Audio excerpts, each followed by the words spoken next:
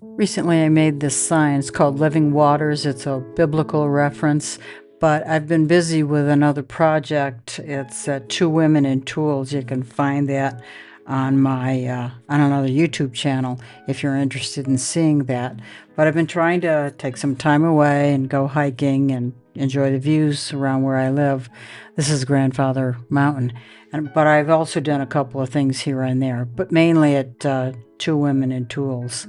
That's the YouTube channel I used. But this is a real quick video, less than 3 minutes, so I hope you enjoy it. So I had this long piece of cypress. There's the other part I cut off of this end. I took it over to the bandsaw and tried to cut some shapes. And I'm going to carve in the words Living Waters. And I thought I could do it with this sign, but it's too big.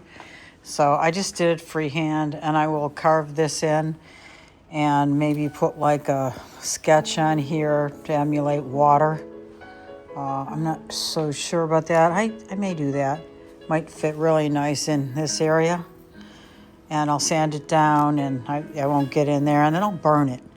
And I think it'll look pretty cool when it's burned.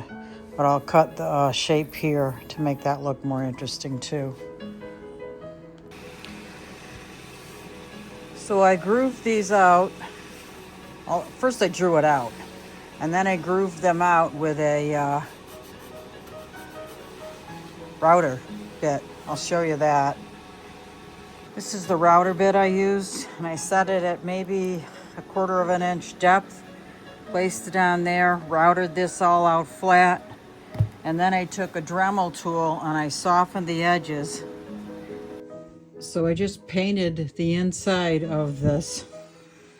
And once that's dry, I might just do a light sand on this. I don't know. Or I might go over the whole thing again with urethane. It's probably not necessary though. I mean, just sanding this like that, you know, smooths it out. Not there. That doesn't bother me. But it's nice and smooth. But anyway, that's the sign. Living Waters.